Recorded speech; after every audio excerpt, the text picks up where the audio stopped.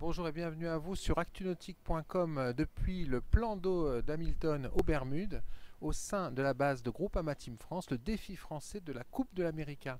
Alors ce matin, je suis avec Charles Tanquerel. Charles est responsable sécurité, plongeur sécurité de Team France. En parallèle, il est responsable du parc moteur de l'équipe. Charles, bonjour. Bonjour.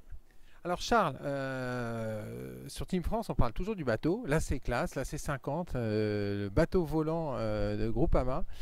Mais on parle beaucoup moins des bateaux, notamment celui sur lequel nous sommes, c'est les bateaux à moteur, parce que autour du bateau qui va défier ses compétiteurs sur le plan d'eau d'Hamilton, il y a tout un parc de bateaux à moteur et vous, vous en êtes responsable. Alors je souhaitais en parler avec vous.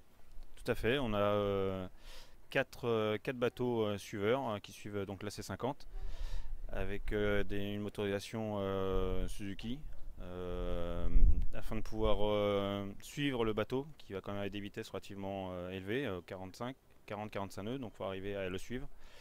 Donc on a quatre bateaux. Le premier sur lequel on est, c'est le technique, donc avec les techniciens qui vont réparer la C50 s'il a des petits soucis ou changer de voile. Donc il y a tout le matériel technique à bord. Le bateau noir, et c'est le North Star, bateau du coach dans lequel je suis avec Neil, le doc.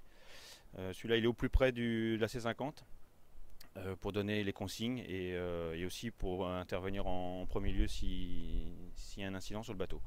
Ensuite les deux autres bateaux sont les Barracuda.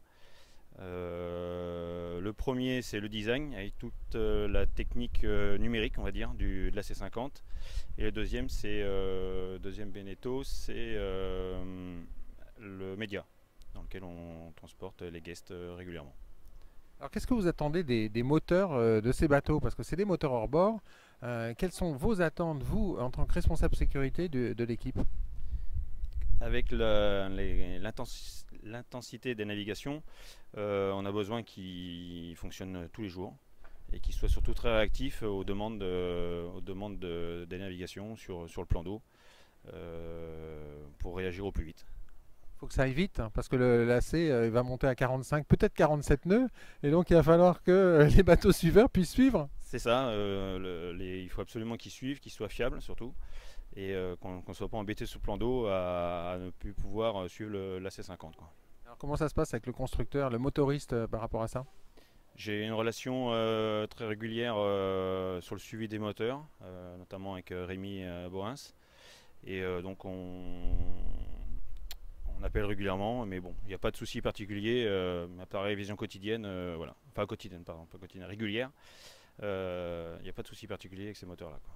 Alors, si notre AC Groupama Team France pointe à 50 nœuds, qu'est-ce qu'on fait?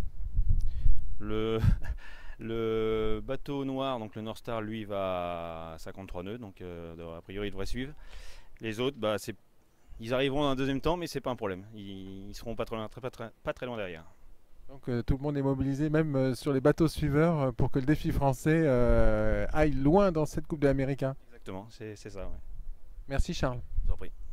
Voilà, et donc c'est depuis le pont de ce bateau suiveur que nous allons nous quitter. À très bientôt pour un prochain direct d'Hamilton aux Bermudes depuis la base de Groupama Team France, le défi français de la Coupe de l'Américain.